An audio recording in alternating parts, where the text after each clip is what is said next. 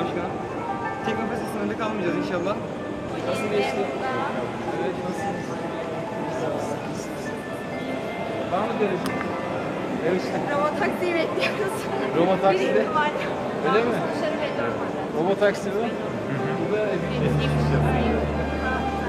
Her şey yolunda. Siz Gaziantep misiniz? Daha şeyden elendi. Abi çeksene. Çok başarılıydı. Ne zaman? 6000 metreye çıktınız. Biz 3000 metreydik. 3000'e çıktınız.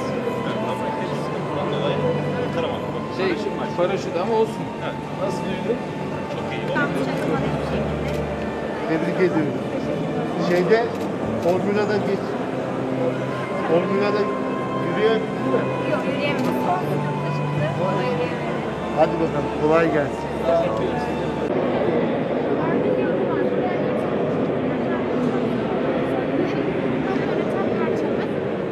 Bizim belirlediğimiz şu an algoritma normal trafik sistemine göre. Bu sayede daha yolun olan kısmı geçiş önceliği sağlayacak ama aynı zamanda yollardan geçen araçlarımız bazen düz gitmiyor, yan yollardan çıkıyor. Bunun için de buradaki butonlar da araç sesini düşürecek.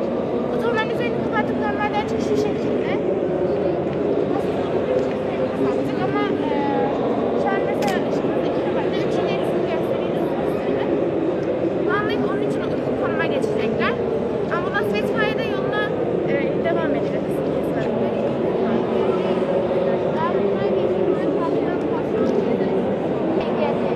Engelli ve 65 üstü kartına bakımda onu alında geçmiş.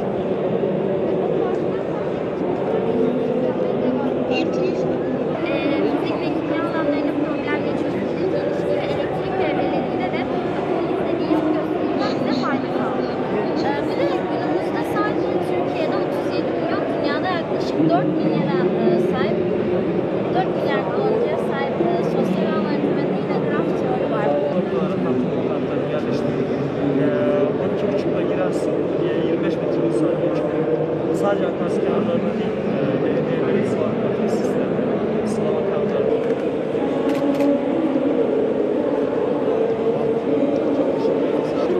Kendinizi geliştirmek için bilgi almaya Mağazalar çekmek üzere yerlerini aldıklarında Sayın Selçuk Bayraktar'ı da ve Zagar'daki sistemde 4000'de 4000'de kalabiliriz. Yavaş yavaş tekrar 5 çizgisine kadar topluyor.